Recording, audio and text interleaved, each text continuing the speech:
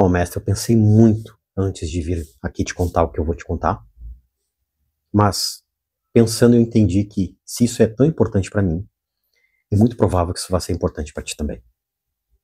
Mas, antes de eu te contar, se tu não me conhece, meu nome é professor Vinícius Anflor, e o meu trabalho é ajudar outras pessoas que têm motores dois tempos a acertá-las decentemente, né, para que elas andem bem, não quebrem. Né. Para quem quer aprender preparação, eu tenho um curso específico que ensina preparação para qualquer tipo de aplicação. Né. Tanto é que eu comprei agora uma MXF 0 km, para que fizéssemos aulas adicionais, né, com conteúdo atualizado. Né. Então, já fiz as aulas ali de afinação, né, sem custo algum, para os alunos que compraram o curso de afinação, e agora eu comprei um cilindro 0 km para essa moto, para a gente fazer a preparação dela, o cabeçote também, né, para que, né, o pessoal que confiou em mim, né, investiu em conhecimento, que tenha o melhor conhecimento. E por isso que o valor que eles investiram, né, mostrando meu aluno está me assistindo, o valor que tu investiu está sendo revertido aqui numa moto 0 km e atualizada para que tenhamos aulas novas aí. E o meu propósito, né, o propósito da minha vida é ver as dois tempos andando nas ruas de novo. E eu venho falando isso há mais de 5 anos. E se tu perceber, tu vai ver, principalmente nas trilhas, né, que virou sonho desse tipo de aplicação ter uma dois tempos. Né? E eu não quero aqui, de forma alguma, ter arrogância de dizer que eu participei, né, dessa retomada aí das dois tempos. Eu quero ter a esperança de ter participado disso. Né? Então, todo o meu trabalho, né, tudo que eu fiz até hoje foi para isso. Né? E se eu participei ou não, não interessa. O que importa é que elas estão voltando e a gente tem visto isso cada vez mais. Né? E as antigas, né, estão virando nostalgia. Tanto é, se forem procurar isso, não acho mais dois tempos baratas. Né? Elas estão ganhando valor. Né? É isso que a gente tem visto. Né? E as novas aí estão vindo com tudo. Né? Tanto que a MXF aqui, tá? Quero agradecer o Michael, tá, por ter enviado essa moto aqui, porque a fila de espera é de 30 a 40 dias. Muito obrigado, Michael. E, até onde eu sei, não tem mais para vender, tá? Tem que esperar chegar mais. Então, existe fila de espera para comprar uma MXF 0 km hoje. Mas o vídeo não é sobre isso. Mas eu tenho um propósito ainda maior. Que eu venho estudando, que eu venho pensando, que eu venho batalhando, mas eu ainda não achei uma alternativa.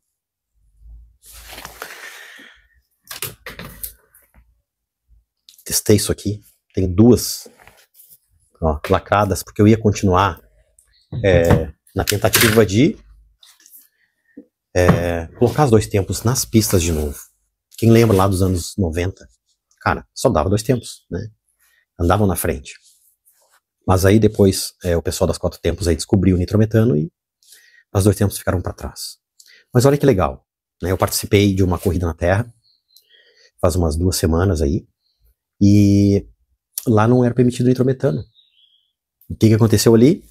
Os dois tempos andavam na frente. Estavam andando, né? E se a regra não mudar, elas continuarão andando. Então, mestre, deixa eu te dizer uma coisa. Se tu quer participar, né, com a tua dois tempos, né, arrancada, tem várias categorias, é muito legal. Pelo menos aqui no sul, tá? Deve existir, né, categorias aí perto de ti que andem na terra, tá? E que não seja permitido o nitrometano, tá?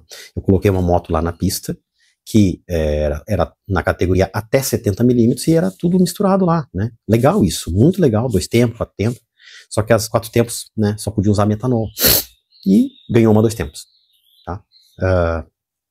A minha não foi legal porque a gente errou na relação, né? E que nem eu brinco, né? Cachorro com dois donos passa fome, né? Nem eu levei, nem meu querido amigo meio que levou, não achou que eu ia levar, a gente... Na verdade foi o meu, né? Ele pediu pra me levar e eu não levei, esqueci. Mas aí também já não levamos ferramenta, foi legal pela participação, né? Mas vamos continuar lá, tá? E ali vai ser isso, né? Dois tempos raiz, tá?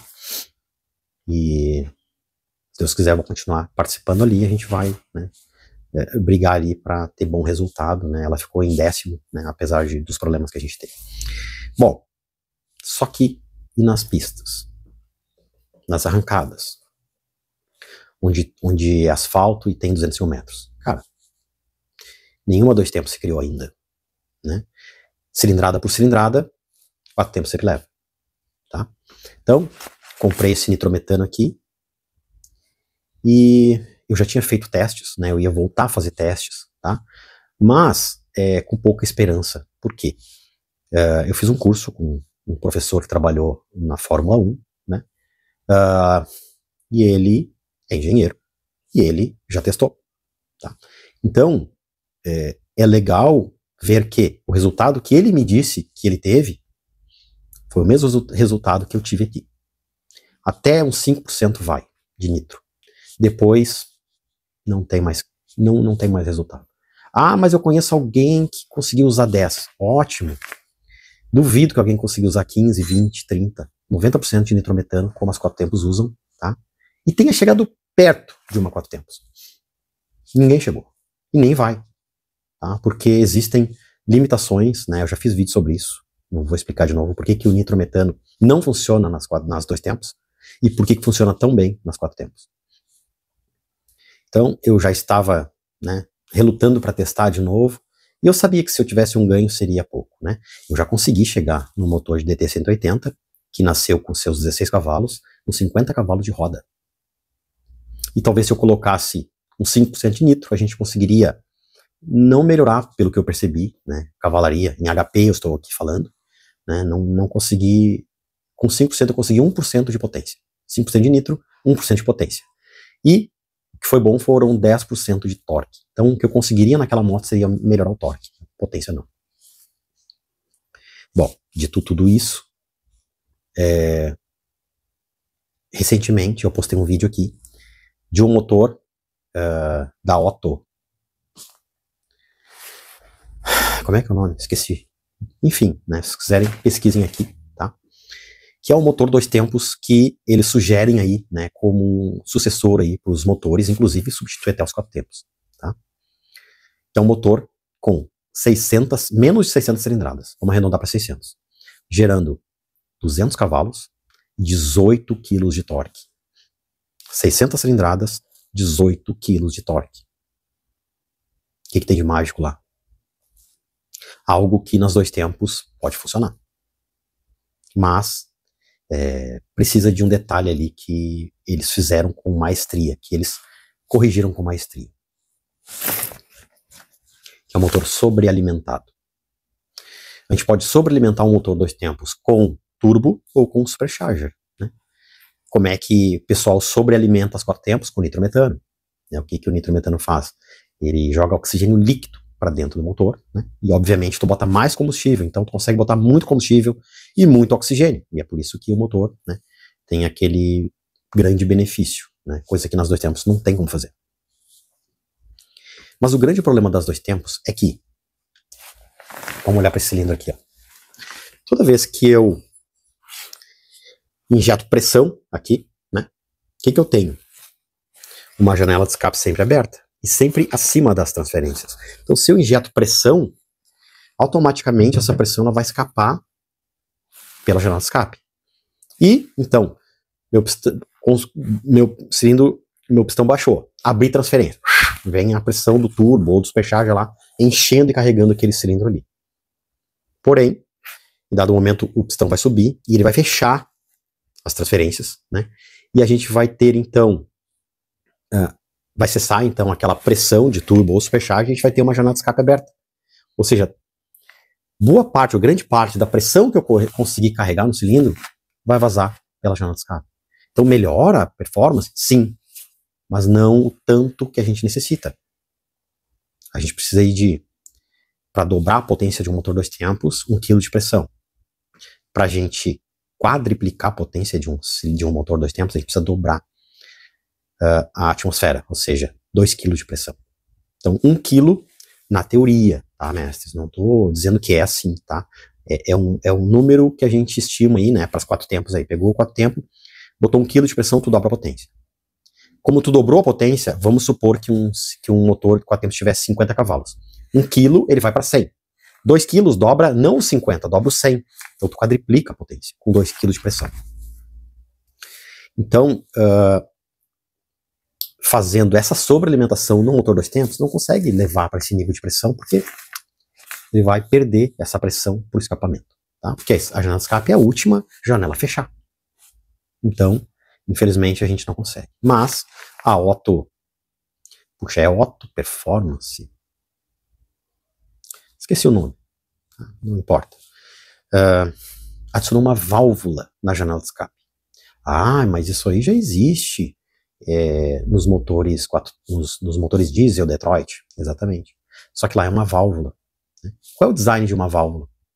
É um duto, né? Que tu tem uma tampa aqui, né? Uma válvula que abre, né? E ela, por mais que ela tenha um ângulo ali, ela não tem uma boa um bom design, né? Para o fluxo entrar. O que a Otto fez? Ela colocou uma válvula rotativa aqui na janela de escape, aqui dentro, tá? Então essa válvula ela rotaciona, né? E quando o pistão desceu, abriu transferência, né? Vem lá o supercharger, né? E carrega o cilindro com pressão. E neste exato momento a válvula está fechando. Então eu tapo a minha janela de escape aqui, eu consigo encher o meu cilindro de pressão. E aí, né? Quando o pistão subir, né? Ele vai comprimir, né? A gente vai ter uma sobrealimentação de verdade, né? Com 1 kg, 2 kg, né? Dependendo do quanto a gente quiser colocar de pressão, e claro, dependendo aí do supercharger ou do turbo que a gente utilizar. Então depois, né? Teve a compressão, né? Uma baita de uma compressão, porque nós queimamos muito combustível, a gente vai ter um pistão sendo empurrado com muita força para baixo. E neste exato momento em que eu abri a minha janela de escape aqui, essa válvula está girando, abre e permite a saída dos gases, né? E quando eu tiver a abertura de transferência, ela já está quase fechando, tá? E lá, neste motor, que é um motor de alta performance, ele permite que eu tenha transferência aberta e janela de escape aberta. Isso chama overlap. Basicamente é eu abrir minhas transferências para expulsar, né, toda a atmosfera aqui que restou, que não saiu pela janela de escape, eu expulso, né, e depois eu fecho a minha janela de escape. Então eu venho com o bico injetor e aí injeto combustível com ar. Antes ele só tinha injetado ali ar para limpar. Depois ele injeta, não sei em que ângulo ali de abertura de transferência, ele injeta combustível para alimentar o motor, né? E é um motor limpo, então essa limpeza do cilindro foi feita apenas com ar. Então depois que eu fechei a minha janela de escape, é que ele injeta combustível. Então esse combustível vai ser depois, no próximo ciclo de combustão, 100% queimado. Então eu tenho um motor extremamente eficiente, né? Em questões limpas, né, de emissões, porque ele não é como o motor 2 tempos, que tem sempre essa janela de escape, sempre perde um pouquinho de combustível e a gente, né, joga isso para a atmosfera, o que é poluente. Aquele motor não. Mas eu não estou preocupado com fazer o motor limpo, estou preocupado em fazer o motor forte. E aqui que a gente entra com a sobrealimentação. A minha ideia é fazer, né, uma válvula rotativa, né, para fora aqui, tá? Eu não consigo fazer aqui. Claro, eu vou utilizar um motor ou da DT ou da RD, tá? Então a gente não tem a válvula de potência que a gente vai ter, né, aqui depois, tá? Então essa válvula ela vai rotacionar. Eu vou mostrar para vocês. Eu já comprei, né, as polias dentadas, né, e a correia. Eu vou sincronizar essa abertura e fechamento dessa válvula com o virabrequim. Tá? Então isso aí já está dominado. E agora eu preciso sim, né, comprar material, né, eu vou precisar comprar alumínio, né, fazer a parte externa da válvula, a parte interna da válvula eu vi que eles utilizam aço, e faz todo sentido, porque se eu tenho uma válvula ali que esquenta muito, com o mesmo material da parte externa, essa válvula vai dilatar e vai travar. Então o aço ele tem uma dilatação menor do que o alumínio. Então vou fazer externo alumínio e interno aço, né? E deixar vamos dizer assim, uma folga ali pequena pra gente não perder pressão, tá? Mas eu não quero que ela trave. Senão vai acabar com a minha correia, né? Ela vai limpar, ou vai girar, polir, ou vai limpar os dentes da minha correia, ou ela vai arrebentar. Então não pode travar. Então esse é o primeiro ponto. Tendo isso, eu posso adicionar um supercharger, eu posso adicionar um turbo. Agora a gente vai escolher. Só que eu já escolhi. Então, mestre, o princípio é a gente sobrealimentar um motor 2 tempos, tá? E sim, a gente vai perder o escapamento dimensionado. Este motor vai ter um escapamento convencional como os 4 tempos, tá? Vai ser um cano reto saindo, né? E como a gente não tem a sobrealimentação do escapamento, e não faz o menor sentido ter um escapamento 2 tempos sobrealimentado, por quê?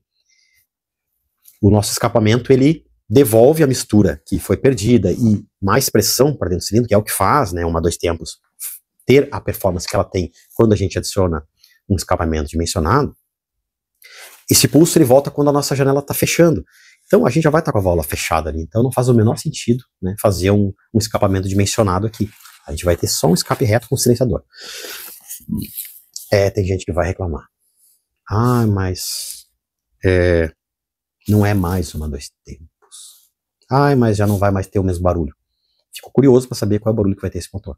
Imagino que tu também esteja curioso para saber que barulho vai ter esse motor. Mas a gente quer aqui o quê? Devolver a... Me fugiu a palavra. Permitir, né, que as 2 tempos voltem para a pista e briguem com a mesma, vamos dizer assim, com a mesma possibilidade, né, de ganhar uma arrancada, de ganhar uma corrida. É isso que eu quero. Então, mestre, eu não tenho nada contra 4 tempos. Nada. Né? O que o pessoal fez com a 4 tempos é absurdo. Né? E a evolução que teve, né? Então, o que eu vou começar agora é engatinhar nesse mundo, né? De tentar elevar uma 2 tempos uma potência que ele nunca viu. Fora esse motor, né? Que é um motor para outra aplicação, né? Ali tem 200 cavalos para botar num carro, por exemplo, tá? Não é para... E geradores também, tá? Não é para performance, né? Ali é um projeto para realmente substituir os motores atuais. Essa é a ideia daquele motor. Mas, né, vi muito sentido, vi muito potencial ali. E eu acho que a gente pode trazer isso para as nossas 2 tempos. Para a nossa DT, para a nossa RD. E a gente levar essas motos para a pista e brigar de igual para igual com as 4 tempos. Tá? De novo, não tenho nada contra 4 tempos. Não tenho nada contra a galera aí que faz um trabalho sensacional com elas, né? E o mérito tá aí, né? Eles souberam o que fazer no 4 tempos para chegar aí hoje num motor monocilíndrico com mais de 100 cavalos. Né? E eu acho que a gente consegue, né, fazer a mesma coisa com uma 2 tempos. Sabe por quê? Na melhor das hipóteses aqui, tá? Uma 2 tempos, como é o caso da minha DT180, que chegou nos 50 de roda, ela não vai ter mais do que 0,4 de pressão. Tá? Não vou entrar em detalhes, mas uma 2 tempos com escape dimensionado é sobrealimentado, né? Porque ela gera um pulso, que é uma onda de choque, que vai até o final do escape e volta no exato momento em que a janela de escape está fechando ali. Então esse pulso entra e aumenta a eficiência volumétrica do motor, ou seja, é como se esse motor tivesse 100 cilindradas, por exemplo, e se eu adicionar 0,4 bar de pressão, eu estou transformando esse motor, isso aqui é só para vocês entenderem, tá? É como se esse motor tivesse 140 cilindradas, entendeu? Então, eu não vi ainda, tá, nenhum estudo que mostrasse mais do que 0,4. Cara, se chegar a 0,5 seria excelente, mas é só 0,5. E é isso que um escape dimensionado, um motor muito, muito bom, muito eficiente, conseguiria meio quilo